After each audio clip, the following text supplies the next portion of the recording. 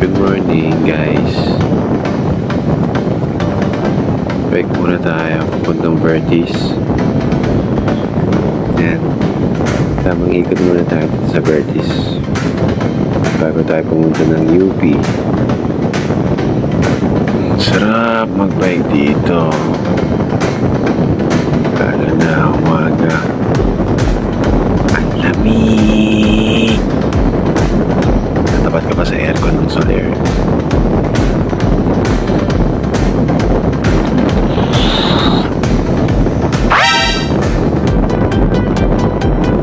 Ito kala ko may umahabol sa akin.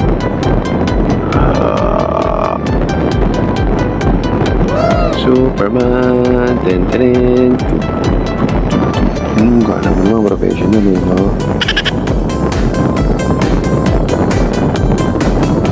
Ito banda, papunta na ng circle sa may service road. Okay din dito mapuno kahit tanghali, hindi gaano mainit. Pero ngayong madaling araw, malamig talaga eh. Tapos nga pala dito sa may bandang circle, may ginagawang bike lane na mas safe, mas elevated dito sa gilid. And then ano natin yung onting nagawa na nila. Ito, yan. Okay dito. Yan. Yan.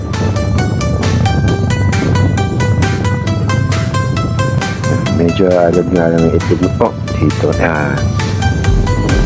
Pero maganda yung ginawa nilang bike lane dito sa gilid. Good job po sa nakaisip ng bike lane na improvements dito. Malaking bagay po ito para sa mga bikers. Ngayon naman, nandito na tayo sa UP Diliman. Marami rin mga nagbabike dito tuwing umaga, isang tanghali. Kasi sa tanghali naman, kahit magbike ka dito, hindi ka naman iitim dahil sobrang dami ng puno, sobrang maaliwalas, sobrang daming greens. Ang sarap huminga dito kasi walang gaanong usok, kasi nga walang gaanong sasakyan dumadaan. Madalas pagkaya talagang isiksik yung schedule, dito talaga ako dumadaan sa UP din naman kasi sobrang suwado lang yung lugar nila dito.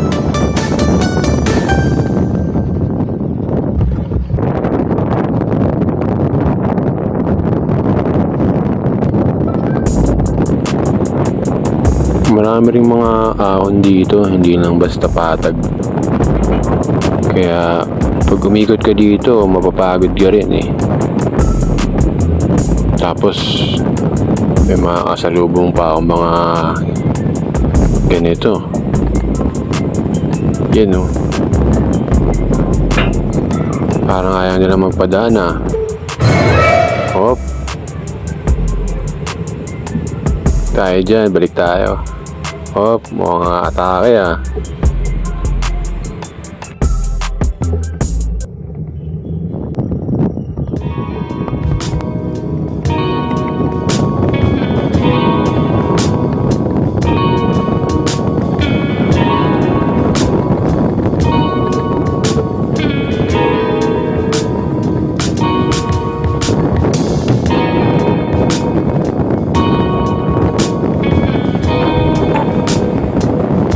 Minsan may mga spot dito na bigla na lang pinapasukan eh. Tapos hindi ko alam saan yun papunta.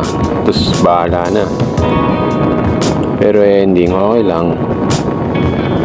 Yun, ikot-ikot lang din dito. Kaya nga tinawag na UP ikot yung mga jeep dito eh.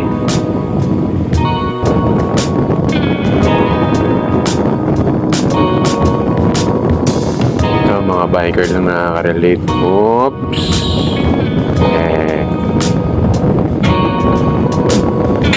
Yan o. Sarap lang di ba pag puro puno.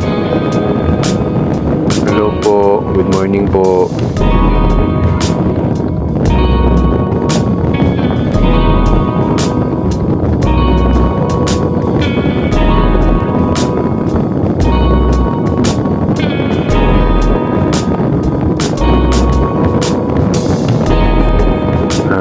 talaga yung hangin.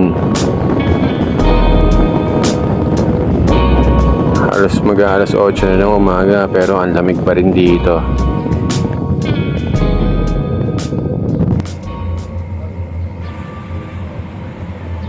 Ito naman yung tinatawag nilang Sunken Garden. Ito yung UP Academic Oval.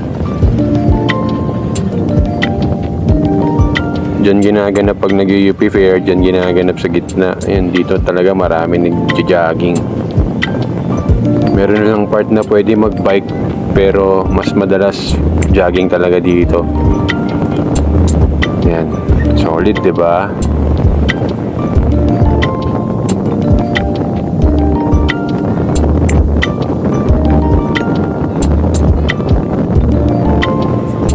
So ayun lang, salamat sa panonood, hanggang sa muli. Ingat kayo palagi. Bisita kayo palagi sa page ko. Salamat.